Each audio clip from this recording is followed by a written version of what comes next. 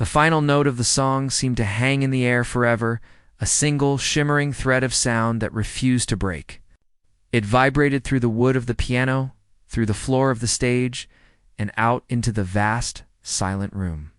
In that moment, there was no anger, no cruelty, no laughter. There was only the feeling left behind by the music, a powerful, shared emotion that held everyone captive. The silence was not empty. It was full. It was full of the story Alara had told, a story of sorrow and struggle that had somehow become beautiful. It was the quiet after a storm, a moment of peace where everyone could finally breathe. Ilara's fingers rested lightly on the keys, her body still. Her eyes were closed, and she was lost in the echo of her own music, her heart beating a slow, heavy rhythm in her chest. She was empty, but it was a good kind of empty. Like a vessel that has poured out all its contents and is now waiting to be filled with something new. Then, from the back of the room, a single sound broke the spell. It was the clap of one pair of hands. It was not loud or showy. It was a soft, steady clap full of respect and genuine emotion. Every head turned to see where it was coming from. It was an elderly woman with silver hair, sitting alone at a small table. Her eyes were closed, and a single tear traced a path down her wrinkled cheek. She was clapping for the music, for the feeling, for the girl on the stage who had given her a gift she hadn't expected. Her solitary applause was like a match struck in a dark room. For a second, it was the only light. Then, another person joined in. A man in a simple suit who had been standing near the bar. Then another and another. The sound began to grow, slowly at first, then faster, like a rain shower turning into a downpour. It was no longer just applause. It was a wave of sound, a roar of appreciation that built and built until it filled the entire ballroom. People began to get to their feet, one by one, then in groups of 2 and 3, until the entire room was standing. Their hands came together in a thunderous, deafening ovation that shook the very foundations of the grand Astoria. They were not just clapping for a performance. They were clapping for a miracle.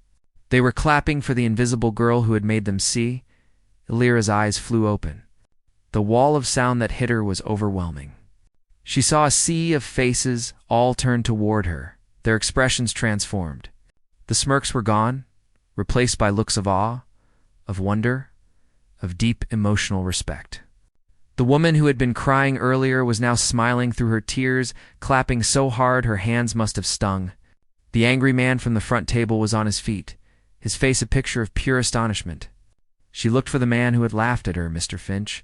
He was still in his chair, but he was no longer laughing. His face was ashen, pale and drained of color. He stared at his empty glass, unable to meet her gaze, completely silenced by the very thing he had mocked. The sight of him, stripped of his arrogance, should have felt like a victory, but Alara felt nothing for him at all. He was just a part of a world that was no longer hers to worry about. She didn't know what to do. She wasn't a performer. She didn't know how to accept this kind of praise. She felt a surge of panic, a desperate urge to run and hide. The spotlight was suddenly too hot, the applause too loud. She felt exposed, vulnerable in a way she hadn't been when they were laughing at her. This attention was different. It was heavy with expectation. So, she did the only thing that felt natural. She lifted her hands from the keys, gave a small, shy nod to the room, a silent thank you. And then she stood up from the bench. Her walk off the stage was the reverse of her walk on, but it felt like a journey through a different universe. As she descended the 3 steps, the applause grew even louder, if that was possible. People were calling out, "Bravo!" and "Encore." But she just kept her head down and walked, her footsteps unsteady on the soft carpet. She was no longer a ghost. She was the center of their world. Every eye followed her as she made her way back toward the shadows at the edge of the room. The path she had taken to the stage had been lined with judgment. The path back was lined with reverence. People reached out to touch her arm as she passed, not grabbing or holding her, but just a light, gentle touch. As if to make sure she was real, she finally reached the safety of the corridor leading to the kitchen and slipped through the heavy door. The sound of the applause muffled to a distant roar. The kitchen, which had been a place of frantic panic just a short while ago, was now strangely quiet. The chefs and servers were all standing around, listening to the sound from the ballroom. When they saw her, they all stopped what they were doing and just stared. The head waiter, a man who had always been strict and demanding, looked at her with an expression of pure disbelief. He opened his mouth, then closed it, as if he didn't know what to say. He had always seen her as just another maid, another body to fill a uniform. Now, he was looking at a stranger, someone he had never known at all. Before anyone could speak, a man's voice came from behind her. "Excuse me, miss." Alara turned to see a tall, well-dressed man standing in the doorway. He was not one of the loud, arrogant guests. He had a kind face and intelligent eyes that held a look of deep admiration. He was holding a small, leather-bound card case. "That was, quite simply, the most moving thing I have ever heard," he said, his voice soft but clear. "My name is Henry Vance. I run a foundation for young artists. We provide scholarships and mentorships." He took a small, cream-colored card from his case and held it out to her. "I don't know who you are or where you came from, but I know talent when I hear it. Real, raw, honest talent, the kind that can't be taught. If you ever want to stop polishing silver and start playing for the world, you call me. Please." Alara stared at the card, then at the man's face. Her hand was trembling as she reached out and took it. The card was cool and smooth, with a single name and a phone number printed in elegant gold letters. It felt heavier than it should have, like it held the weight of a whole new life. She couldn't speak. She just nodded, a small, jerky motion. The man smiled, a warm, genuine smile, and then he turned and walked away, leaving her standing there in the dimly lit corridor. Holding her future in her hand, she leaned against the cool wall. The sounds from the ballroom finally fading as the guests began to talk amongst themselves, reliving the performance. She looked down at the simple black and white uniform she was wearing. It felt like a costume from a past life. She thought of the grand piano, sitting alone on the stage in the empty ballroom. It was no longer a symbol of a dream she couldn't have. It was a beginning. The secret melody she had kept locked away inside her for so long had finally been set free, and it had changed everything. She was no longer the invisible girl, the maid in the shadows. She was Alara, and for the first time in a very long time, that felt like more than enough. It felt like everything. For a long, terrible moment, the world stood still. Alara's feet felt like they were glued to the floor. The silver platter in her hands seemed to weigh 1,000 pounds. Mrs. Davenport's command echoed in her head. A sharp, cruel order that had sliced through the thick air of the ballroom. Every eye was on her, 100 staring, judging eyes. She could feel their collective gaze like a physical pressure, pushing down on her, making it hard to breathe. They were waiting for her to break, to run away crying, to give them one more thing to laugh at. The man who had mocked her, Mr. Finch, had a smug, triumphant look on his face, as if he had just won a game he didn't even know he was playing. But then, something strange happened inside her. Deep down, under the layers of shame and fear, a tiny spark of defiance flickered to life. It was small at first, barely a glow, but it was there. It was fed by the memory of her mother's voice, telling her to always hold her head high. It was fed by the countless hours she had spent practicing on that old, beat-up piano, her fingers aching, but her heart full. These people saw a maid. They saw someone to be ordered around, someone to be laughed at. They didn't see the girl who had fallen asleep to the sound of her mother playing lullabies. They didn't see the young woman who had worked 2 jobs to save up for a single worn-out book of classical music. They saw nothing. And in that moment, Alara decided she would show them something. Not for them, but for herself. For the girl she used to be, and for the dream she had almost let die, slowly. Deliberately she bent down and placed the silver platter on a small table beside her. The quiet clink of the metal on the wood was the only sound in the room. It was a small act, but it felt monumental. She was putting down her job, her uniform, her invisibility. When she straightened up, her back was a little straighter than before. She took a step, then another. Her legs felt like they were made of wood, but they moved. The walk to the stage was the longest walk of her life. The ballroom, which had seemed so big just moments ago, now felt like a small, tight box. The faces of the guests were a blur of expensive clothes and curious expressions. She didn't look at any of them.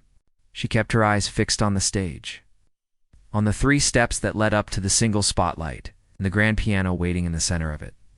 As she climbed the steps, the spotlight hit her. It was a warm, bright light that made her feel exposed, like a bug under a microscope. She could feel the heat of it on her skin. She walked across the polished wooden floor of the stage, her soft-soled shoes making no sound. The piano loomed in front of her, bigger and more beautiful than ever. It was a creature of dark wood and shining ivory, and it was waiting for her. She reached the bench and paused, her heart hammering against her ribs like a trapped bird. The audience was utterly silent. You could have heard a pin drop. They were leaning forward, a sea of faces, some smirking, some confused, all waiting for the joke to unfold. Ilara sat down on the bench. The simple black and white of her uniform felt out of place, a stark contrast to the elegance of the instrument and the room. She felt 100 miles away from everything and everyone. For a moment, she just sat there, her hands resting in her lap. She closed her eyes, shutting out the faces, the lights, the expectations. She thought of her mother, of the smell of the old piano in their small apartment, of the way the music had filled their tiny home and made it feel like a palace. She took a deep, shaky breath and let it out slowly. Then she opened her eyes and placed her fingers on the keys. The first note she played was soft, almost hesitant. It was a single, clear sound that hung in the silent air like a question. A few people in the audience shifted in their seats, a low murmur starting to build. They thought that was it. A clumsy, single-fingered attempt.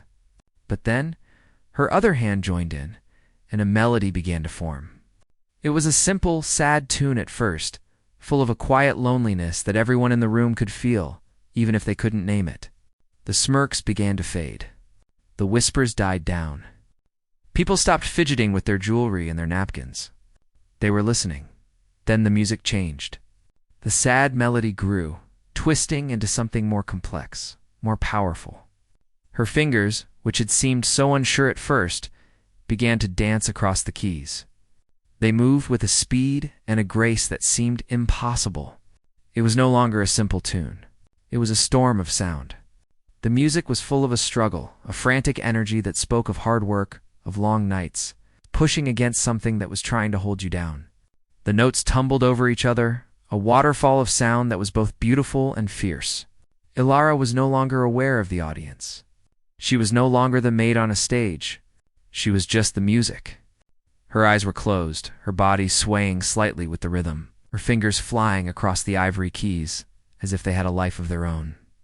She was telling her story, the story of a girl with a dream that was too big for her small world, a story of loss and survival, of a hope that refused to be extinguished. The people in the ballroom were mesmerized. A woman at a front table who had been looking bored and annoyed now had tears in her eyes.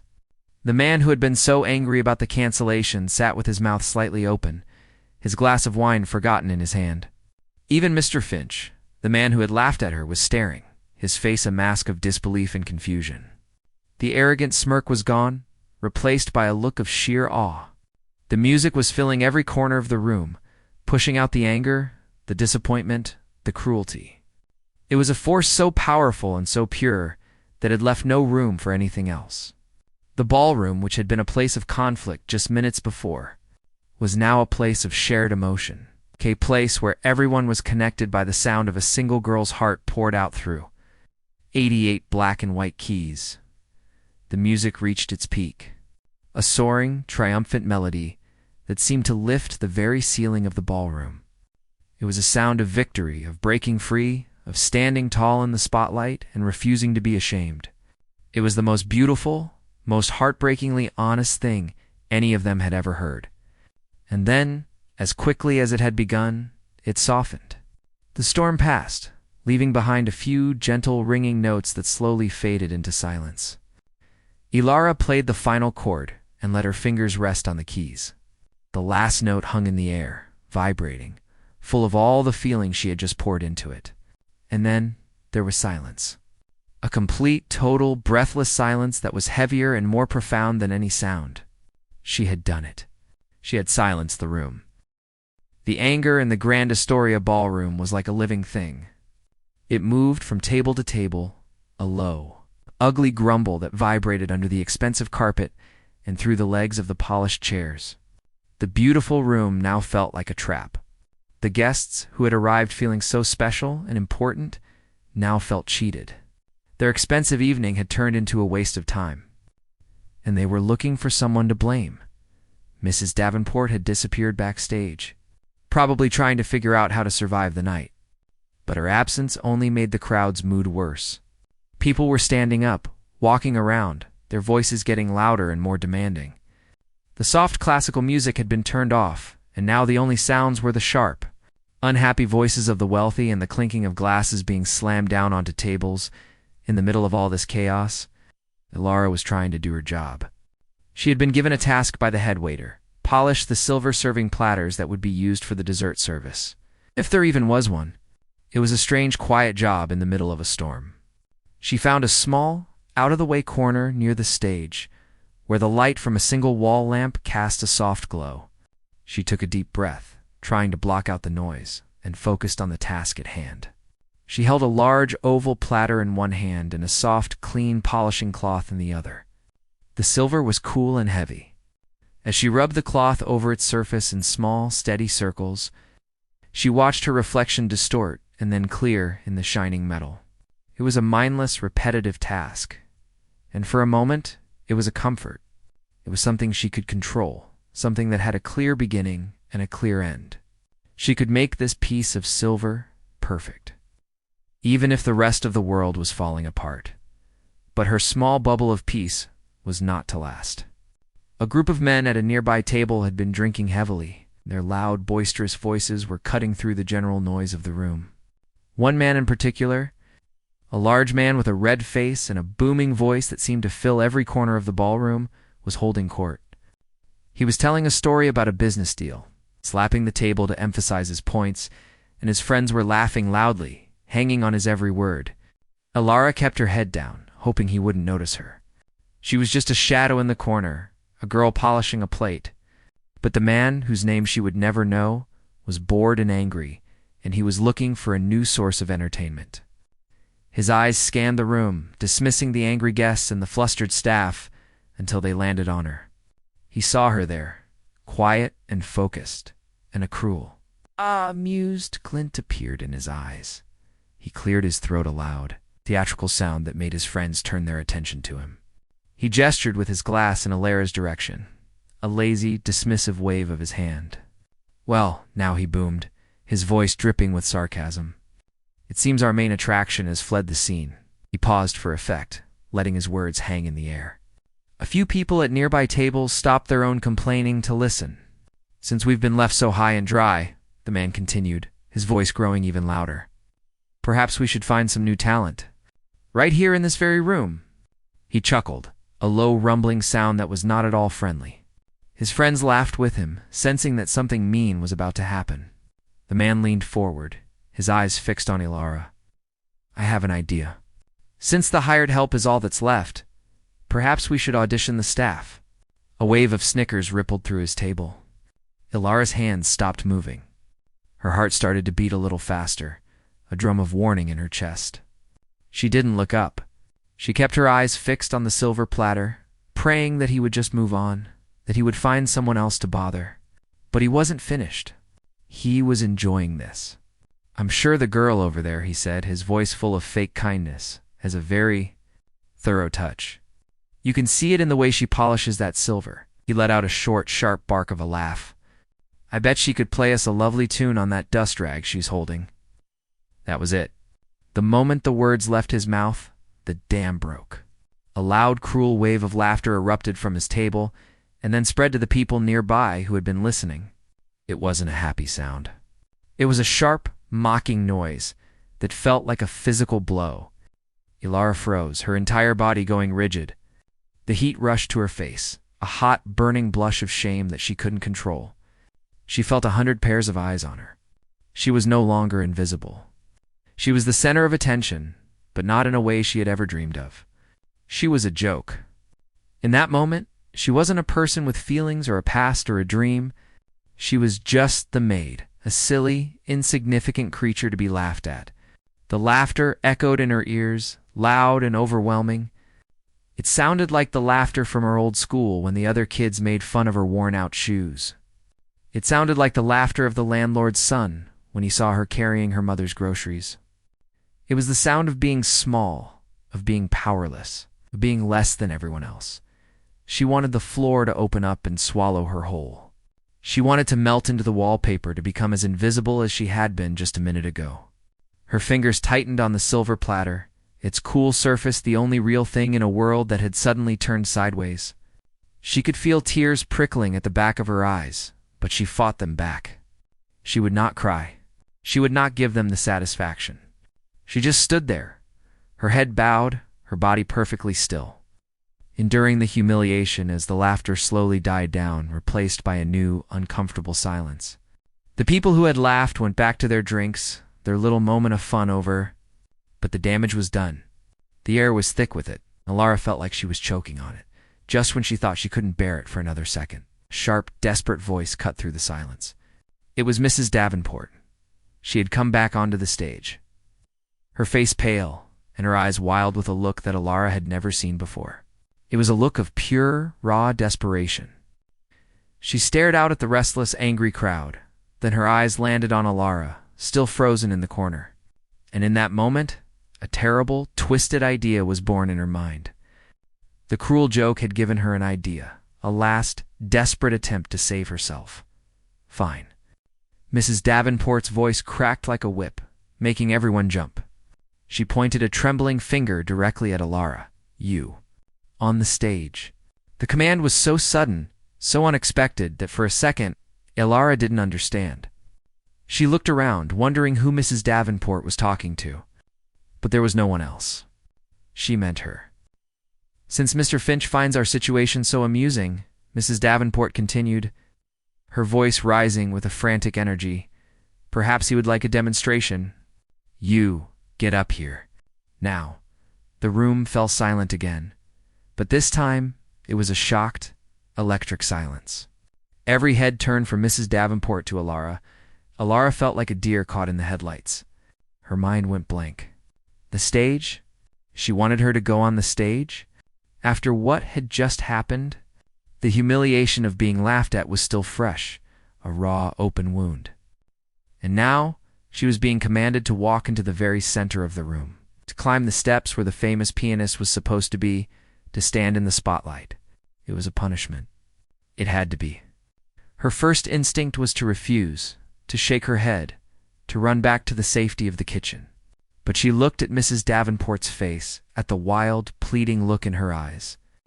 And she looked at the crowd, their expressions a mixture of shock, curiosity, and cruel anticipation. They were waiting. The whole world was waiting to see what she would do. She felt trapped, pushed into a corner with no way out. The laughter had been bad, but this was worse. This was a test she had never asked for, in front of the cruelest judges imaginable. The clock on the wall ticked past 9, and the energy in the Grand Astoria ballroom shifted. Dinner was over. The plates of rich food had been cleared away by silent, efficient hands like Alara's, and the coffee had been served. The happy humming sound from earlier had now quieted down, replaced by a buzz of focused anticipation. The guests were settling in, leaning forward in their chairs, their faces turned toward the stage. The main event was coming. For weeks. The invitations for this charity gala had promised one thing above all else: a private performance by the one and only Julian Croft. He wasn't just a piano player. To the people in this room, he was a magician. God of the Ivories, whose music could supposedly make you forget your troubles and remember your dreams. They had paid fortunes for this moment, for the chance to say they were there. To feel the music wash over them in this beautiful room, Alara felt the change in the air as she moved through the tables. It was a different kind of tension now, not the busy work tension of the dinner service, but a tight, excited feeling, like a balloon being blown up, ready to pop with applause. She was collecting coffee cups, her movements even more careful than before. She didn't want to make a single sound that might disturb the sacred silence that was falling over the room. As she passed one table, she overheard a woman whisper to her husband, "I just hope he plays that sonata from his new album. It makes me cry every single time." At another table, a man was boasting, "I met him once, you know. Very intense fellow. You can see the fire in his eyes." Lara listened, her heart a strange mix of emotions. She was excited too. She had spent years listening to Julian Croft's recordings on an old, second-hand radio, dreaming of the day she could hear such music live. But listening to them talk, a small, bitter part of her felt a sting of envy. They owned his music on expensive sound systems in their fancy homes. To them, he was a possession, a status symbol. To her, his music was a lifeline, a reminder of a world she once knew. The woman in charge of the whole event, Mrs. Davenport, was also feeling the pressure. Ilara watched her from a distance. Mrs. Davenport walked the perimeter of the ballroom. Her back straight as a ruler, her hands clasped tightly in front of her. She wore a severe-looking dark dress, and her hair was pulled back so tightly it seemed to stretch the skin on her face. She smiled at the guests, but it was a thin, tired smile that didn't reach her eyes. Every few seconds, she would glance at her wristwatch, then at the empty stage, then back at her watch. Ilara could see the worry in the little lines around her mouth. This gala was her responsibility. Its success or failure rested entirely on her shoulders. If the guests were happy, she was a hero. If they were unhappy, her own reputation, and maybe even her job, could be on the line. The performance by Julian Croft was the jewel in her crown, and she was terrified it might not shine as brightly as everyone hoped. Then, it happened. Mrs. Davenport was standing near the entrance to the kitchen when a younger assistant rushed up to her, holding a tablet. The assistant's face was pale, and she was talking in a frantic, hushed whisper. At first, Mrs. Davenport just nodded, her expression annoyed, as if to say, "Not now." But then, the assistant must have said something specific, because Mrs. Davenport's face changed. The color drained from it, leaving her looking ashen and old. Her hand flew to her chest, and she snatched the tablet from the assistant. Her eyes scanned the screen, darting back and forth. Ilara, who was refilling a water pitcher nearby, could see the woman's fingers tighten on the device, her knuckles turning white. For a long moment, Mrs. Davenport just stood there, staring at the screen, as if it were a snake about to bite her. The assistant looked like she was about to cry. The news, whatever it was, spread like a crack in ice. Mrs. Davenport straightened up, her face a mask of forced calm, and marched quickly toward the side of the stage, where she began talking urgently with the sound technician. The assistant, now free, scurried over to a group of servers and whispered the news. Their eyes went wide, and they immediately started whispering to each other, glancing nervously out at the crowd. In the kitchen, the change was even more dramatic. The calm, focused energy of the chefs was replaced by a storm of panicked questions. Ilara could hear the raised voice of the head chef, a big man who usually ruled his domain with quiet authority. "What do you mean he's not coming? He can't just not come." The feeling of unease was infectious, and Ilara felt it settle in her own stomach like a cold stone. Something was very wrong. Back in the ballroom, the guests were beginning to notice. The happy anticipation was starting to curdle into confusion. The scheduled time for the performance came and went. The stage remained empty and dark. People started shifting in their seats, looking around at each other with questioning looks. The low buzz of whispers grew louder. A man in the front row raised his hand and called out to Mrs. Davenport, who was now pacing near the stage like a caged animal. "Excuse me? Is there a problem? When is the performance starting?" His voice was loud and demanding, and it broke the fragile silence. All eyes turned to Mrs. Davenport. She stopped pacing, took a deep breath, and walked to the center of the stage, forcing a bright, brittle smile onto her face. "Ladies and gentlemen," she began, her voice a little too high, a little too tight. "Thank you for your patience. We are experiencing a slight delay with this evening's entertainment. Please enjoy another glass of champagne on the house while we sort things out. She gestured vaguely toward the waiters, who looked just as confused as the guests. But her words did little to calm the room. If anything, they made it worse. A slight delay? The same man boomed. We've been waiting 20 minutes? Where's Julian Croft? Other voices joined in, a chorus of annoyance and disappointment. We paid a lot of money to be here. This is unacceptable. What's going on? The anger was like a wave, and Mrs. Davenport was standing right in its path. Her smile was gone now, replaced by a look of sheer panic. Finally, a well-dressed woman near the front stood up, holding her phone in the air. He's canceled, she announced, her voice cutting through the noise. My husband just got a text from his agent. Julian Croft has canceled his performance. Something about an artistic dispute. A collective gasp went through the room. It was like a spell had been broken. The magic of the evening had vanished, replaced by a harsh, ugly reality. The guests weren't just disappointed anymore. They were furious. They felt cheated, lied to. They started talking all at once, their voices sharp and angry. The beautiful ballroom, once a place of elegance and charm, now felt tense and hostile. The blame was being thrown around, and most of it was aimed at Mrs. Davenport, who stood frozen on the stage. A tiny figure against the backdrop of the silent, empty piano.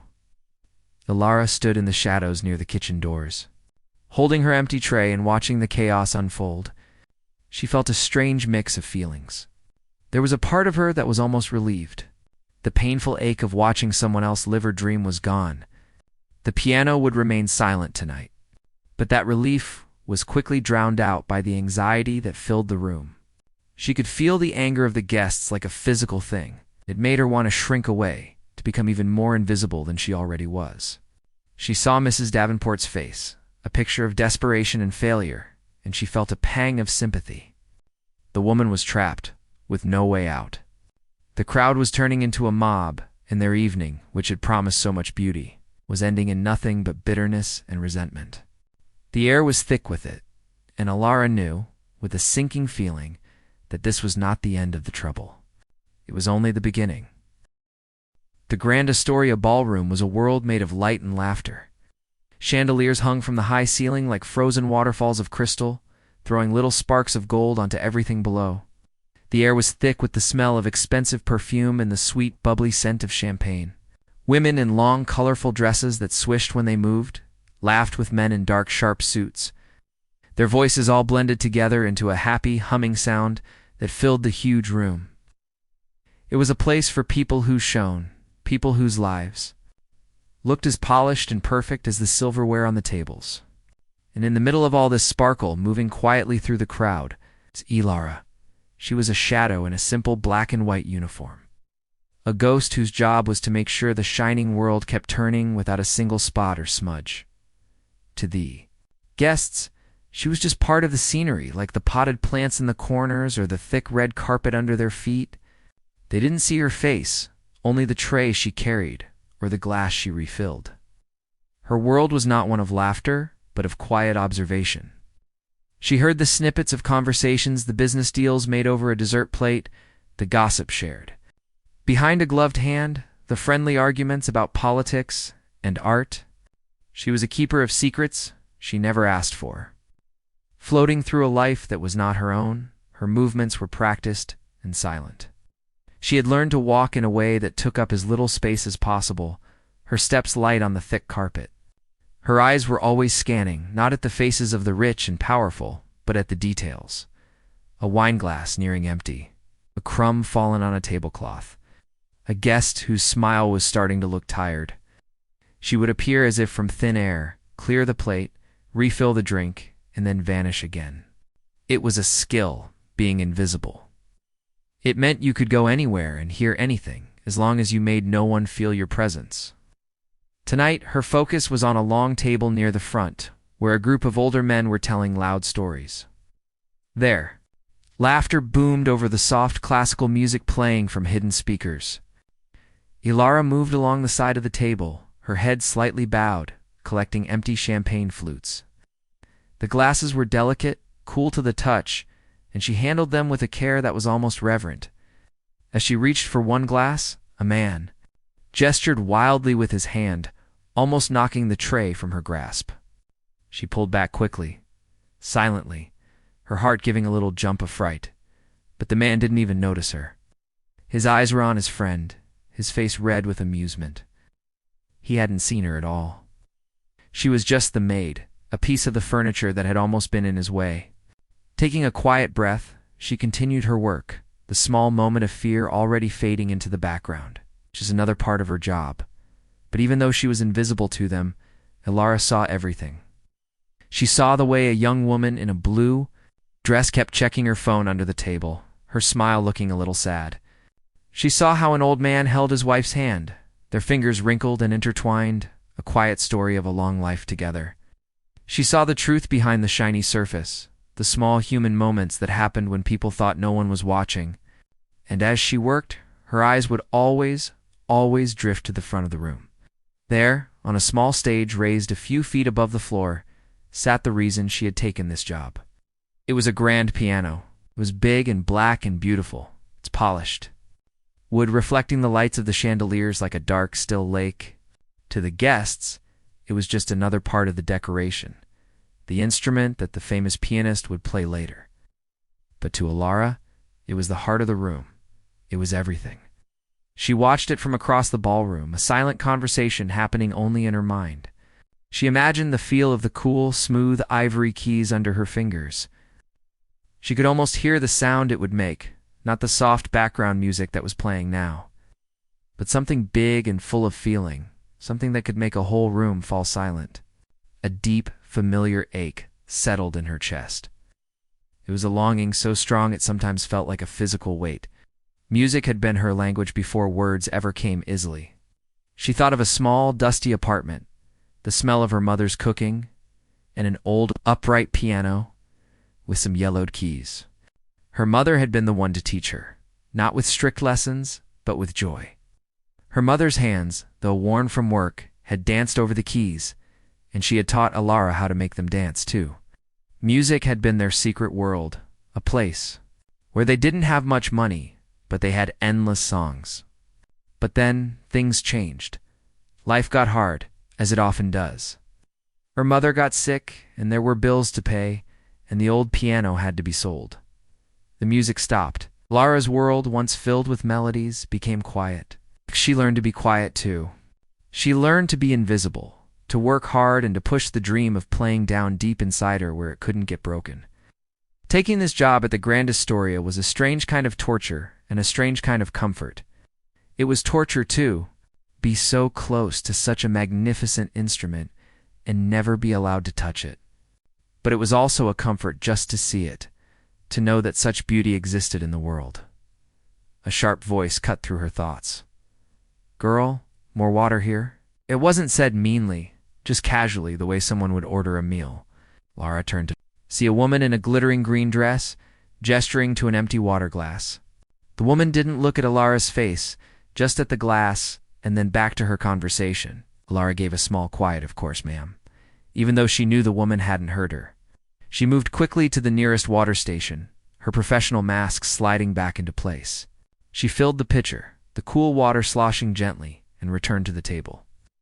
As she poured the water, she could hear the women at the table talking about the main event of the night. "I heard Julian Croft is simply divine," one woman said, her voice full of excitement. "I flew in from Paris just to hear him play." Ilara's hands tightened slightly on the pitcher at the name. Julian Croft, the famous pianist, the man who got to do what she only dreamed of. He would sit on that bench, his fingers would touch those keys, and the room would listen. He would speak the language she had long forgotten how to speak. She finished pouring and gave a small nod, turning away before anyone could ask for anything else. She felt a pang of something sharp and bitter, a mix of envy and a deep, sorrowful sadness. She walked back towards the kitchen, needing a moment to herself. The path took her closer to the stage, and she slowed her steps, letting her gaze linger on the piano.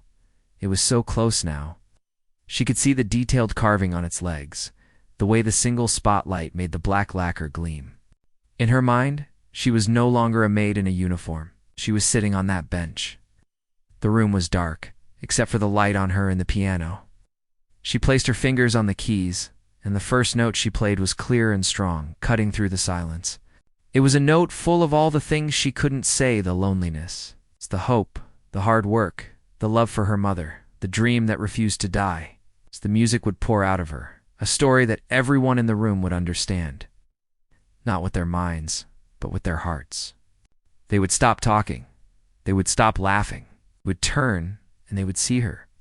Not the maid, not the invisible girl, but the person who could make them feel something real and true. The fantasy was so strong, so vivid, that for a second, she almost believed it was real. She could almost feel the vibrations of the strings through the floorboards. A loud crash from the kitchen snapped her out of her daydream. She shook her head, blinking rapidly. The moment was gone. She was just Alara again, standing in the shadows of a world that wasn't hers, holding an empty water pitcher and a secret that felt as heavy as a mountain. She took one last, longing look at the empty piano, then turned and disappeared through the swinging doors, back into the busy, noisy kitchen, her silent melody playing only for herself.